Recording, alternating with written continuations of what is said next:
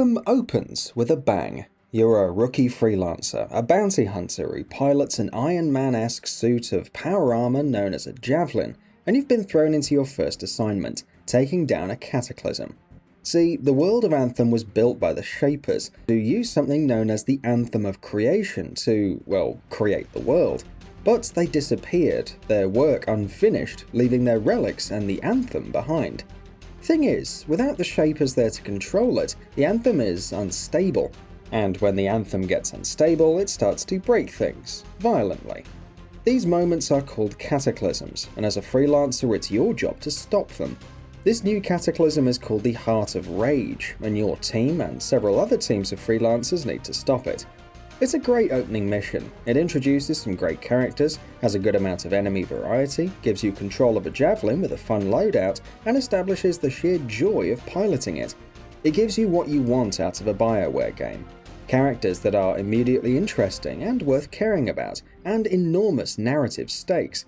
It also shows off Anthem's graphical prowess. You lose, of course, though. The odds are unbeatable. A lot of people die. This is a BioWare game after all. In the beginning, a lot of people always seem to die. Fast forward 2 years. The freelancers are scattered, broken and hated, which doesn't make a lot of sense considering they died trying to save people's lives, but that's where we are. Humanity hides behind walls to protect itself from cataclysms, and the monsters spawned by the Anthem, which has grown more volatile without the freelancers to keep it in check. You are one of the last freelancers. Based out of Fort Tarsis, you take the jobs you can still get, but times are lean. Nobody trusts the freelancers anymore. Until, of course, something happens and you're needed again. Being needed involves the same thing as pretty much every other looter shooter. You get missions from the game hub, enter the world, kill a bunch of bad guys, get loot, head back to the hub, rinse and repeat. Anthem spices that formula up by adding BioWare's patented narrative style and character interactions, and with the Javelin. The Javelin is easily Anthem's greatest accomplishment. Part power armor, part mech, it's all awesome. See, Javelins can fly. Press a button and you're up and away, and it feels glorious. Everything about it, from the sheer visual style to the whoosh of your boosters igniting, perfectly sells the fantasy of flight. The initial speed once you're airborne is fairly unimpressive, but once you speed up, whoa buddy. Even at top speed, your Javelin is easy to control, and the amount of verticality it adds to any space is incredible. Don't want to be on the ground? Don't be. The best part is that the gameplay feedback from flying in the Javelin, the jump of the boosters, the whoosh and the speed of the thrusters, the sound of the wind, the crunch as you land, it never gets old. The fact that some Javelins have air dashes and barrel rolls is just an added bonus. So, a looter shooter with exceptional traversal systems and BioWare's trademark storytelling. Doesn't sound too bad, huh? If only. It doesn't take long for Anthem's cracks to show. Fort Tarsis is a neat zone once you unlock most of its areas, but it starts off as a couple of hallways connected by a staircase, which isn't very interesting. What's worse is that you traverse it in first person, at a slow walk, so that you can find the NPCs or give you the quests. After you've hoofed it to wherever that NPC is and had said conversation, you have to slog back to your Javelin to begin the mission. This wouldn't be so bad if these conversations were interesting, but the fact of the matter is that the first few hours after the game's opening are a slog. Most of the characters you'll interact with are boring, with the exception of Owen, your partner who runs things back at Fort Tarsis, and many of the missions they'll send you on are equally dull. If you're hoping for BioWare's trademark dialogue system to help you out here, you're out of luck. The dialogue wheel from Mass Effect is nowhere to be seen. Instead, you're presented with two options, neither of which do much more than give the conversation some additional flavour. As you advance, you gain access to characters with interesting stories, almost all of whom are beautifully animated. There's Yarrow, a retired freelancer whose desire to make sure that every freelancer story is recorded on the Great Wall is driven by immense personal loss.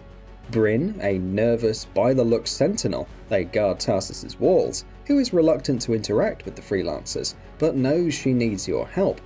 Matthias, a brilliant neurotic arcanist who talks too fast and is trying to uncover the mysteries of the Shapers, and then Owen himself, whose incredible skill as a cipher is matched only by his desire to join his partner and best friend, that's you, as a freelancer and a sad, lonely past.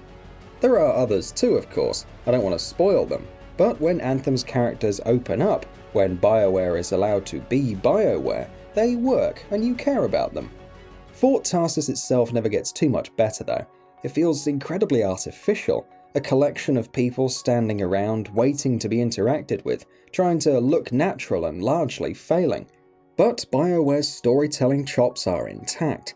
There's also a character whose major job seems to be to convince you to spend money on in-game purchases to upgrade your Javelin's looks. These cosmetic upgrades can be purchased with both in-game currency and real money, but I'm sure this is just a coincidence. Once you're done hanging out in the hub, you can head out on a mission, which means walking back to your Javelin. You can play alone, with friends, or with a match-made group. Once you've selected what you want to do, you're sent out into the world. And this is where Anthem's real issue comes in. It's loading screens. Loading screens are frequent and they take a very long time, anywhere from 30 seconds to several minutes, and there's currently a bug that can trigger infinite loading screens. EA and BioWare have promised to fix this in an upcoming patch, but whether that will actually happen is another matter. The larger problem, aside from the fact that a loading screen that lasts so long that you could go and make a sandwich, eat that sandwich, come back and still have to wait, is that the here's your mission objective or here's some more plot stuff that opens each mission starts as soon as the first person loads in. If you're not that person, that means you'll miss most of it, and there's no way to go back. Sometimes you'll load so slowly that your squad will be far ahead of you. At this point, the game will inform you that you're too far behind, and if you don't catch up within an allotted amount of time, it will teleport you to them, which triggers, yep, you guessed it, another loading screen. It is possible to spend the entire mission jumping from loading screen to loading screen as the game attempts to get you where it thinks you need to be. Any dialogue, moments, or story revelations that occur during these loading screens are lost forever. What's more, what constitutes being too far away is incredibly arbitrary. I've had missions where I could see the leader of my party flying ahead of me, and been informed that I was still too far away. No matter what you do, you'll likely see this screen several times, and it doesn't get any less annoying. Once you're in the world, you won't have to load again, unless you're underground or zoning into a new area, which is rare. The downside is that you can't alter anything about your current setup. The people in your party, what Javelin you're using, the gear on that Javelin, what mission you'd like to play, or even look at your loot without going back to Fort Tarsus, which requires, shocker, another loading screen. If you'd like to change your gear, you'll have to be at the forge inside Fort Tarsus, which requires a loading screen of its own. You can't change your gear without being at the forge, nor can you look at what gear you have collected without returning home. To give you an idea of how absolutely maddening this is, let me run you through how many times you'll load in a given mission. Load into mission. If you're lucky and you load in on time, you'll play the mission normally. If you're not, you'll bounce from loading screen to loading screen until the game decides that you've caught up. Finish the mission. Loading screen. Mission results screen, which shows XP and earned gear. Note that you can't equip the new gear here. Choose whether you want to go back to the Forge or Fort Tarsus. Let's assume you go to the Forge to equip your new gear. Loading screen. Equip your new gear. Loading screen. Walk slowly around Fort Tarsus so that you can get your next quest. Walk back to your Javelin. Loading screen. Choose your mission and squad. Loading screen. Repeat ad infinitum. Please remember that these loading screens can last anywhere from a few seconds to several minutes or forever, requiring you to close the game and reopen it. Sometimes you may have to restart your computer so that the game will run properly again. Have fun. And then there's the missions themselves. There are 3 types. 1. Fly to an area and kill all of the waves of enemies that spawn. You may or may not have to fly to more areas and kill more waves afterwards. Usually you will. Repeat until the game has decided you're done. 2. Fly to an area and defend a certain object. This involves standing inside a glowing circle and killing everything around you until a meter fills up and you're done. And 3. Fly to an area, find a bunch of glowing orbs and take them to a certain place. You may also match runes to other runes on a wall to solve a puzzle. Seen all 3? Congratulations, you've seen every single mission design in Anthem. Sound familiar? As rote as these missions are, they wouldn't be so bad if the enemies you fought were interesting. They just aren't. Most of them are merely brain-dead grunts that spawn in large numbers and shoot at you. Sure, there's a few that float in the air and a couple of bigger guys with shields, but that's really about it. You could turn up the difficulty, but like most games in this genre, Anthem's idea of difficulty is just giving the enemy substantially more health and making them better shots. Ugh. Your best bet is to equip something that causes a really big explosion and throw it at large groups, then mop up the survivors with your weapons and special abilities. There's no incentive to use the verticality your Javelin offers because no enemies require it, and even if you do decide to hover in place and shoot from the air, it doesn't change the core combat all that much. This is a shame because the game's classes, represented by different Javelins, are a lot of fun to play. You start with one Javelin, but you can unlock more as you level up. While guns are largely equipable across classes, Javelin abilities beyond each class's core functions are based on gear. Since you can only get gear for that Javelin while you're playing with it, switching suits essentially reverts you to square one. The Storm is probably the best of the four. It can fly the longest without overheating, gets an extra shield when it hovers in place, and all of its attacks are elemental magics that have enormous range and do ridiculous damage.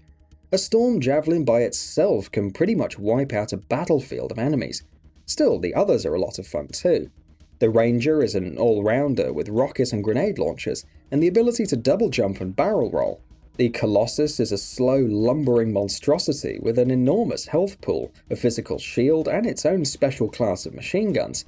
And the Interceptor is a fast, agile, close combat unit with cool melee attacks. Each comes with its own ultimate ability too. The Ranger, who I spent the most time with, shoots a barrage of missiles. Unfortunately, the guns don't fare as well. Each class of gun feels good to use, but they all also feel the same. Nothing distinguishes them visually. They all look like variants of each other, and they don't have the abilities or perks that the guns in a game like Destiny do. They're standard-issue military-esque weapons that lack an identity. They're fine, but that's all. The other issue is that none of the missions or enemies take advantage of these differences between Javelins. Most of your enemies just chill on the ground, and there's nothing about any particular Javelin that makes them harder or easier to fight. It's really just personal preference, and it's a shame that Anthem doesn't use its verticality or unique systems to challenge you or your choice of Javelin. Some missions take away your ability to fly, but that doesn't make the game more interesting. The game does have a combo system though, in which using two abilities in succession leads to huge damage. Having a Storm freeze an enemy and then having another enemy melee that enemy will cause them to shatter. You might also combine attacks that have other elements, fire, lightning, poison, etc. to create combos. The issue is these things usually require coordination and planning beforehand. Remember, you can't switch your gear on the fly, and it's nearly impossible to pull off with a random group, and impossible solo. The game also doesn't tell you that you can do it, or what mechanics can be combined. It, along with other tutorials, emails, lore information, and several other interesting things, are buried in a menu you have no reason to access, because it's separate from the one in the Forge. Which brings me to my main complaint about Anthem. Just as the missions start to get interesting, just after the plot gets moving, after you meet some cool characters and get introduced to the main villain, who is legitimately intimidating, the game gives you a mission to unlock several old tombs. No problem, right? Except that opening these tombs requires you to complete several arbitrary tasks. These could be any number of things, from killing a certain number of enemies with melee attacks to reviving a certain number of squad mates, performing a certain number of combos, completing a certain number of world events, etc. This brings the story, which is at a very compelling point, to a dead stop to artificially extend the game. Even worse though, some of these requirements are built on requiring members of your squad to fail, such as reviving a certain number of squad mates, or on mechanics the game never teaches you about, like using combos. And that's Anthem's problem, really. The good bits are really good. The flying, the combat, exploring the world, interacting with the characters. But then you have the loading screens, the forced walking in Fort Tarsis, the rote missions, the fact that you can't change your weapons or gear on the fly, the "you're too far away" notices, the samey enemies, and the multiple minor visual bugs that occur frequently. None of them are game-breaking, mind, but they're another small blemish on a game that already has deep systemic flaws. BioWare can patch the loading times in the tomb quests, which they already have said they would do, but the flaws in Anthem's enemies and missions are a core part of its structure, and they're not likely to be redesigned. Similarly, the fact that you have to enter a loading screen to change your equipment, or that the combo system isn't explained, or that the tomb quest exists at all, or that the game starts delivering dialogue before all players are loaded in, or that you can be too far away from your squad. But that's not to say that Anthem is unsalvageable. I think it can be saved, and I hope that it will be, because the good stuff is really good. There's mounds of untapped potential here. It just needs work, some serious work, to fix the game's core problems before BioWare begins this ceaseless content drip that defines games like this. That shouldn't be their focus now though. Getting this right should be. Right now, Anthem is the music of creation that inspired its name. Left alone, it's unstable, flawed, but with the right hand to shape it, it could be something wonderful. And that wraps it up. If you like what we're doing, please consider subscribing to our channel. We upload new videos daily, so make sure you don't miss them by subscribing. We appreciate your support, and we thank you for checking us out.